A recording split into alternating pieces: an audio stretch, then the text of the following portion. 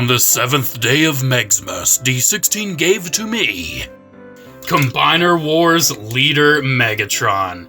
This figure is very, very cool. I have always loved all the sculpted detail, all the paint application. However, it's a very simplistic figure. So simplistic, in fact, that I actually forgot to hit record for this episode today. And I wasn't even that mad because it was so easy to just put back in tank mode. But yeah, the tank mode is really nice. You do have, like, real working treads. They are split, but that's just the transformation. I can forgive it. I mean, it does, like, roll pretty well on those treads. It is, like you can see, and like I said, pretty simplistic. You can move the turret, and you can fire a little missile as well. And one nice thing is you can kind of have it go when you shoot it, you know, if you'd like that effect, I guess. It's got some ports, got some holes.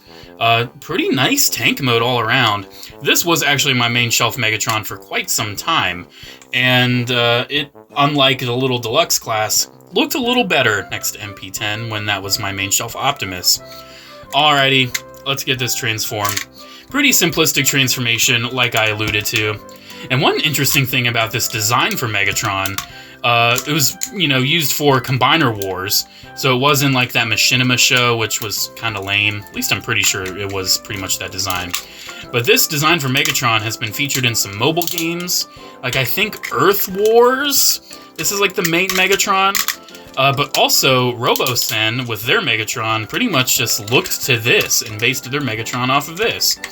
And I think that's pretty neat, because this is a pretty neat Megatron. Pretty good modern design, although this figure is a little dated, a little, you know, simplistic. It is still a very solid addition to the Megatron family.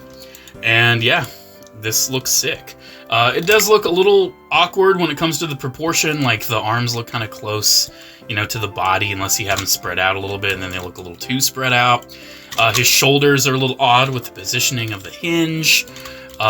It's a little thin-legged, but I don't care. It looks great. It is great.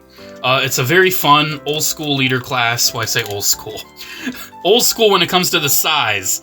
Nowadays, leader class is far more focused on the engineering, where back in the day, leader class was like, oh, this is just a big figure, you know? And I kind of miss the days where all leader classes were just humongous like this. I definitely miss this era.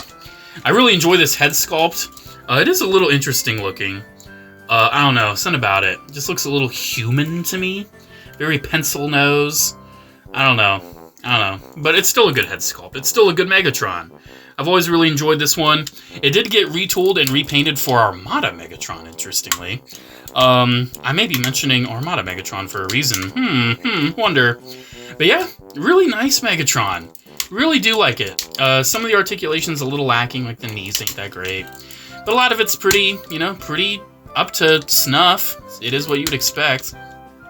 I like it. Even though I don't think it's up to a lot of modern standards, it is really nice to have a big leader class Megatron for the 12 days of Megsmas.